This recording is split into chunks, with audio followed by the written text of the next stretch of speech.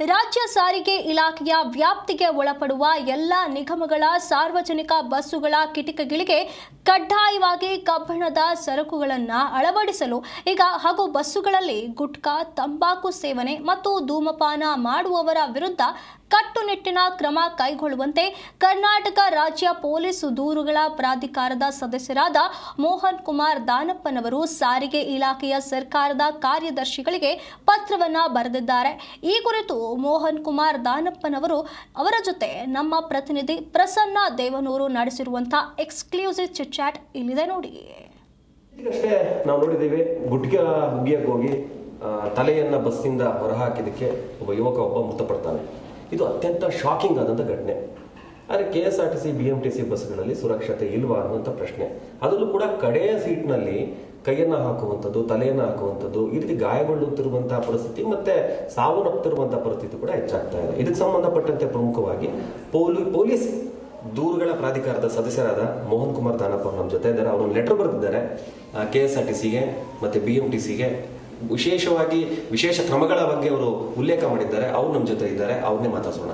Sir, ಈಗ ತಾವೊಂದು ಪತ್ರವನ್ನು ಬರೆದ್ರಿ, ಇದು ಉದ್ದೇಶ ಏನು ಸರ್? ಈ ಪತ್ರ ಸಾಮಾಜಿಕ ಕಳಕಳಿ ಸರ್. ಯಾಕಂದ್ರೆ ಇತ್ತೀಚಿನ ದಿನ ತಮ್ಮ ಒಂದು ನೆಗ್ಲಿಜೆನ್ಸಿ, ನಿರ್ಲಕ್ಷ್ಯತನದಿಂದ ಇಂಥ ಅಪಘಾತಗಳು ಸಂಭವಿಸ್ತಾ ಇದೆ. ಈ ಮುಂದಿನ ದಿನಗಳಲ್ಲಿ ಇಂಥ ಅಪಘಾತಗಳು ಸಂಭವಿಸಬಾರದು, ಸಾರ್ವಜನಿಕರು ಕ್ಷೇಮವಾಗಿ ಪ್ರಯಾಣ ಮಾಡಬೇಕು ಅನ್ನೋದು ನಮ್ಮ ಉದ್ದೇಶ ಸರ್.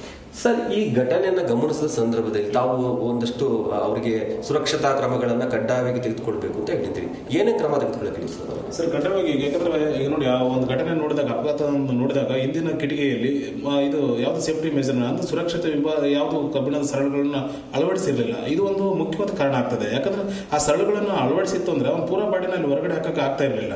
ಸೊ ಹಾಗಾಗಿ ಆ ಒಂದು ಸರಳನ್ನು ಅಳವಡಿಸದೇ ಇರೋದೇ ಇದಕ್ಕೆ ಮುಖ್ಯ ಕಾರಣ ಆಗಿರೋದ್ರಿಂದ ಈಗ ಪ್ರಸ್ತುತ ಸಾರಿಗೆ ಇಲಾಖೆ ವ್ಯಾಪ್ತಿಯಲ್ಲಿ ಬರುವಂಥ ಎಲ್ಲ ಬಸ್ಗಳಲ್ಲಿ ಕಡ್ಡಾಯವಾಗಿ ಕೊನೆಯ ವಿಂಡೋ ಇರ್ಬೋದು ಅಥವಾ ಪ್ರಥಮ ವಿಂಡೋ ಇರ್ಬೋದು, ಕಡ್ಡಾಯವಾಗಿ 3 ಲೈನ್ ರಾಡ್ ಇರುವಂಥದ್ದು ಒಂದು ಕಬ್ಬಿಣದ ಸರಳುಗಳನ್ನ ಅಳವಡಿಸಿ, ಜೊತೆಗೆ ಈ ಕಿಟಕಿಯಿಂದ ಯಾಕೆ ತಲೆ ಹಾಕ್ತಾರೆ ಜನಗಳು, ಒಂದು ಇಂಥ ಗುಟ್ಕಾ, ಒಂದು ಇಂಥದ ಧೂಮಪಾನ ಇಂಥ ಬಂದ ಸಂದರ್ಭದಲ್ಲಿ ಹೊರಗಡೆ ಹಾಕ್ತಾರೆ. ಇದನ್ನು ಆಗೋದು ಬೇಡ. ಹಾಗಾಗಿ ಈಗ ಕೊಟ್ಪ ಕಾಯ್ದೆಯಲ್ಲಿ ಯಾವುದೇ ವ್ಯಕ್ತಿ ಸಾರ್ವಜನಿಕ ಸ್ಥಳಗಳಲ್ಲಿ ಮತ್ತು ಸಾರ್ವಜನಿಕ ಬಸ್ಗಳಲ್ಲಿ ಗುಟ್ಕಾ, ತಂಬಾಕುಗಳನ್ನು ಹಾಕೋದನ್ನು ಕಡ್ಡಾಯವಾಗಿ ನಿಷೇಧ ಮಾಡಲಾಗಿದೆ. ಇನ್ನು ಮುಂದೆ ಈ ಸಾರ್ವಜನಿಕ ಬಸ್ಗಳಲ್ಲಿ ಯಾರೇ ಗುಟ್ಕಾ, ತಂಬಾಕುಗಳನ್ನು ಧೂಮಪಾನ ಮಾಡಿತ್ತು ಅಂತಂದರೆ ಕಡ್ಡಾಯವಾಗಿ ಈಗ ಅವರಿಗೆ ₹1,000 ಪೆನಾಲ್ಟಿ ಇದೆ. ಆ ಪೆನಾಲ್ಟಿನ ₹1,000 ಪೆನಾಲ್ಟಿನ ಅವ್ರ ಮೇಲೆ ಹಾಕಬೇಕು. ಯಾವುದೇ ರೀತಿ ಹಾಕ್ಕೊಂಡಂಥವನ್ನು ಪ್ರವೇಶ ಕೊಡಬಾರ್ದು ಸಾರ್ವಜನಿಕ ಬಸ್ಗಳಲ್ಲಿ. ಈ ಒಂದು ಕಟ್ಟುನಿಟ್ಟಾದ ಕ್ರಮಗಳನ್ನು ತಗೊಂಡು ಬರಲಿ ಈ ಸಾರಿಗೆ ಇಲಾಖೆಯಲ್ಲಿ ಅನ್ನೋದರಿಂದ ಮಾನ್ಯ ಸಾರಿಗೆ ಸಚಿವರಿಗೆ ಮತ್ತು ಸರ್ಕಾರದ ಕಾರ್ಯದರ್ಶಿಗಳಿಗೆ ಪತ್ರಗಳನ್ನು ನೀಡಲಾಗಿದೆ ಸರ್. ಮತ್ತೆ ನಿಮಗೆ ಗೊತ್ತಿರ್ಬೋದು, ಸಾರಿಗೆ ಇಲಾಖೆಯಲ್ಲೂ ಕೂಡ ಪೊಲೀಸ್ದ ಒಂದು ವಿಂಗ್ ಇದೆ. ಇದು ಭದ್ರತೆ ಮತ್ತೆ ಜಾಗೃತಿ, ವಿಜಿಲೆನ್ಸ್ ಇದೆ. ಅದು ತಮ್ಮ ಕೆಳಗಡೆನೆ ಬರುತ್ತದು. ತಾವು ಅಲ್ಲಿ ನೇರವಾಗಿ ಬರೆಯೋಕೆ ಎಲ್ಲ ಪವರ್ ಕೂಡ ಇದೆ. ಹಾಗಾಗಿ ಅವರ ಒಂದು ಗಮನಕ್ಕೆ ತಂದು ಅವರು ಈ ಒಂದು ಕೆಲಸವನ್ನು ಆದಷ್ಟು ಬೇಗ ಮಾಡಲಿ ಅಂತ ತಾವು ಕೇಳಿರುವಂಥದ್ದು. ಸರ್, ಖಂಡಿತವಾಗಿ ಇದನ್ನು ರಾಜ್ಯ ಪೊಲೀಸ್ ಮಹಾನಿರ್ದೇಶಕರಿಗೆ ಶೀಘ್ರದಲ್ಲಿ ಅವ್ರಿಗೆ ಭೇಟಿಯಾಗಿ ಅವ್ರಿಗೂ ಕೂಡ ಒಂದು ಪತ್ರ ನೀಡಿದ್ದೇನೆ. ಯಾಕಂದ್ರೆ ಇವತ್ತು ವಿಜಿಲೆನ್ಸ್ ಅವರು ನಮ್ಮ ಪೊಲೀಸ್ ಕೊಟ್ಟ ಕಾಯ್ದೆಯಲ್ಲಿ ಕೂಡ ಅವ್ರ ಮೇಲೆ ದಂಡ ವಿಧಿಸಬೇಕಂದ್ರೂ ಕೂಡ ಪೊಲೀಸ್ನವರಿಗೆ ಅಧಿಕಾರ ನೀಡಿದೆ. ಹಾಗಾಗಿ ಇದನ್ನು ನಿರಂತರ ಕಾರ್ಯಾಚರಣೆ ಮಾಡೋದಕ್ಕೆ ಈಗಾಗಲೇ ಅದನ್ನು ಚರ್ಚೆ ಮಾಡಲಾಗಿದೆ. ಶೀಘ್ರದಲ್ಲಿ ಇವತ್ತು ಅಥವಾ ನಾಳೆಯಲ್ಲಿ ರಾಜ್ಯ ಪೊಲೀಸ್ ಮಹಾನಿರ್ದೇಶಕರಿಗೆ ಅವ್ರಿಗೆ ಪತ್ರ ನೀಡಿ ಇದನ್ನು ಕಟ್ಟುನಿಟ್ಟಾಗಿ ಈ ಕೊಟ್ಟ ಕಾಯ್ದೆಯಲ್ಲಿ ಏನಿದೆಯಲ್ಲ ಇದನ್ನು ಗಂಭೀರ ತೆಗೆದುಕೊಳ್ಳೋದಕ್ಕೆ ನಾನು ಚರ್ಚಿಸ್ತೇನೆ ಸರ್.